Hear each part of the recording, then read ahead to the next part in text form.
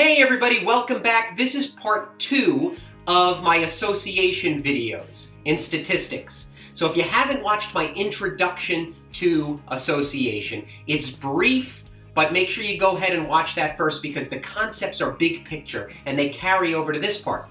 In this part, we're going to learn about how categorical variables are associated and how to determine that association.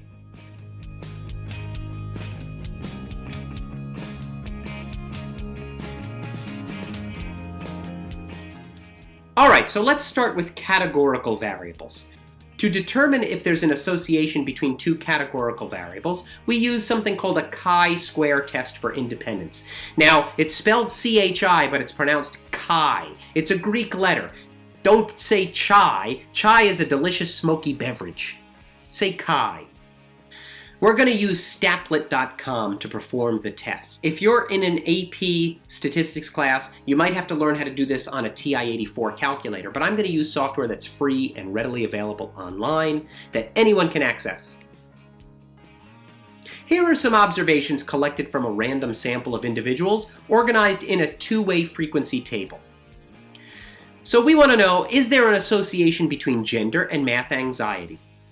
Since our hypothesis is that gender may influence math anxiety, we're going to define gender as the explanatory variable, also known as independent.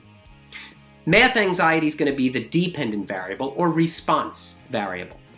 The null hypothesis is that there's no association. So the chi-square test for independence compares the observations we collected to what would be expected if there were truly no relationship. In other words, the variables were independent of each other. If our observations are significantly different from our null expectation, we have convincing evidence of an association. Go to Staplet.com, click on chi-square independence, and enter the data. Totals are not necessary. Here's our output. It appears as if females have a higher rate of math anxiety, but is the result significant? Click on Perform Inference, and we get the following. As you can see, the p-value is 0.115. That's not less than the standard significance level of 0.05. Therefore, we do not have convincing evidence of a significant relationship between gender and math anxiety.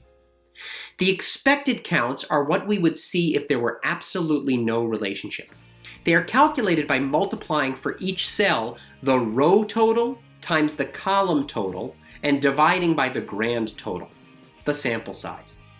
The contributions are the relative square difference between observation and expectation. The larger the contribution, the larger the relative difference between observation and expectation.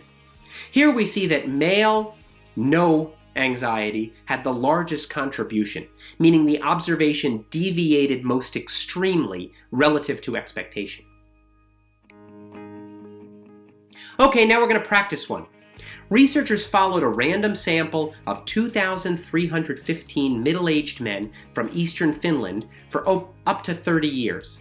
They recorded how often each man took a sauna and whether or not he suffered sudden cardiac death, SCD for short. This two-way table shows the data from the study. Perform a test at the level 0.05 to determine if there is convincing evidence of an association between weekly sauna frequency and sudden cardiac death for middle-aged men from eastern Finland. Okay, so here is Staplet.com, and I'm going to use this to do the example. So I want to scroll down, and under traditional inference, towards the bottom, we find chi-square independence. I'm going to click on that. And we get this blank template here, right? We have weekly sauna frequency versus SCD. Those are the two variables. And I'm basically going to enter this table as it is. I'm going to ignore the totals. Staplet doesn't need those totals. It can calculate them easily. So weekly sauna frequency versus SCD.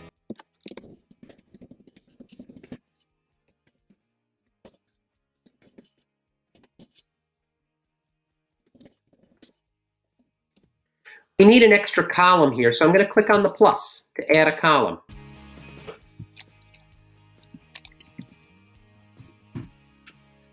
Okay, now I'm ready to enter the numbers here.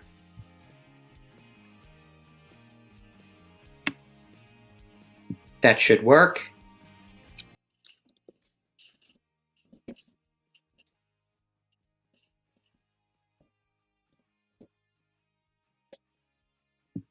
All right, all set. It's that easy. So once you enter all the data in, I'm going to click on Begin Analysis. And here's what I get. I get a segmented bar graph here with a key, and I also have some other options. I could do a mosaic plot, which makes wider bars relative to that portion of the sample, that category, the number of people in each category.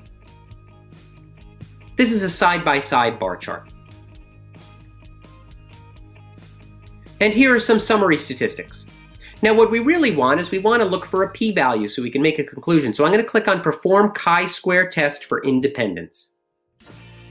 And here we go. Ah, there's my p-value, 0.049. We made it. We just made it. That is a significant result because it's less than 0.05, right? So this is just barely significant.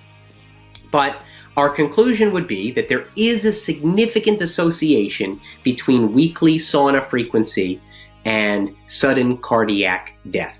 We can't say that one causes the other. We can't go beyond this, but it's at least evidence of a significant relationship. Okay, everyone, thanks for watching. I hope you had a great time doing math with me.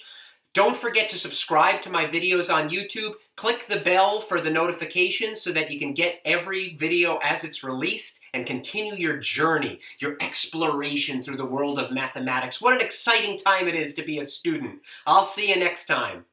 May the math be with you.